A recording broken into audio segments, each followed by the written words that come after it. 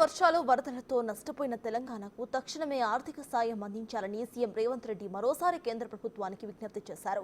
ఆపదలో ఉన్న ప్రజలను ఆదుకునేందుకు షరతులు లేకుండా నిధులు రిలీజ్ చేయాలని కోరారు. ఆయన విపత్తు నిధుల వినియోగం విషయంలో కేంద్రం అమలు చేస్తున్న కఠిన నిబంధనలు సడలించాలని సూచించారు. ఇప్పుడున్న నిబంధనల ప్రకారం రాష్ట్రం మొత్తం కూడా మునిగిపోయిన ఎన్డీఆర్ఎఫ్ లో ఉన్న 1350 కోట్లలో ఒక్క రూపాయి కూడా రాష్ట్ర ప్రభుత్వం వాడుకునే పరిస్థితి లేదని సీఎం కేంద్ర అధికారుల బృందం దృష్టికి తీసుకువెళ్లారు. 1 కిలోమీటర్ రోడ్డు దెబ్బతింటే కేవలం 1 లక్ష రూపాయలు ఖర్చు చేయాలని రేట్లు నిర్ణయించారని సీఎం అన్నారు. దీంతో తాత్కాలిక మరమ్మతులు కూడా చేపట్టే పరిస్థితి లేదని అన్నారు. ఆయన రాష్ట్రంలో జరిగిన నష్టంతో పాటు ఇక్కడ అమల్లో ఉన్న ఎస్ఎస్ఆర్ రేట్ల వివరాలను సైతం కేంద్రానికి నివేదిస్తామని, వాటిని పరిశీలించి విపత్తు సాయం అందించాలని కోరారు.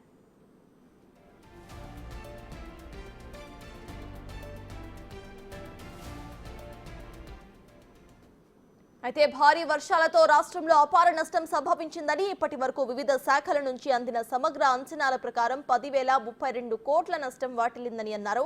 ఇంకా పూర్తి డీటెయిల్స్ రావాల్సి ఉందని అన్నారు. తనతో పాటు మంత్రులు, అధికారులు అప్రమత్తంగా వ్యవహరించడంతో భారీగా ప్రాణ నష్టం తగ్గిందని చెప్పారు.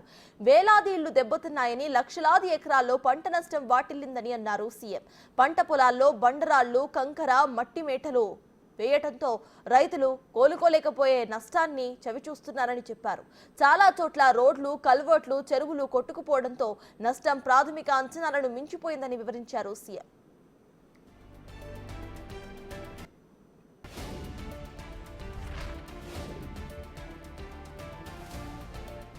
ఖమ్మంలో వరద వల్ల ముంపును నివారించేందుకు మున్నేరు వాగుకు రిటైనింగ్ వాల్ నిర్మించడమే శాశ్వత పరిష్కారమని స్పష్టం చేశారు. రిటైనింగ్ వాల్ నిర్మాణానికి కేంద్రం తగినన్ని నిధులను కేటాయించేలా చూడాలని కోరారు. రాష్ట్ర ప్రభుత్వం తన వంతు నిధులను వాటాను భరించేందుకు సిద్ధంగా ఉందని అన్నారు. రాకాసి తండా, సత్యనారాయణ తండాతో పాటు లోతట్టు ప్రాంతాల్లో ఉన్న తండాల ప్రజలకు మిట్ట ప్రాంతాల్లో ఇళ్లను కేటాయిస్తామని చెప్పారు. ఇళ్ల నిర్మాణాలకు అవసరమైన సాయం అందించాలని కేంద్రాన్ని కోరారు.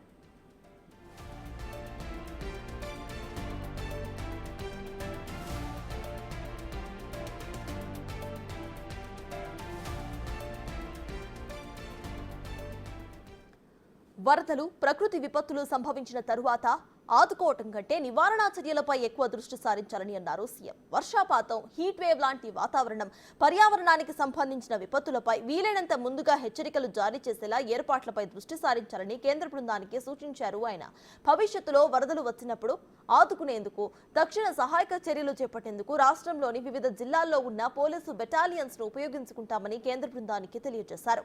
ప్రతి బెటాలియన్ లో ఎంపిక చేసిన 100 మందికి ప్రత్యేక శిక్షణ అందిస్తామని అన్నారు సీఎం. వారికి అవసరమైన పరికరాలు, శిక్షణ, నైపుణ్యం నేర్పేందుకు ఎన్డీఆర్ఎఫ్ సాయం కోరుతున్నామని అన్నారు.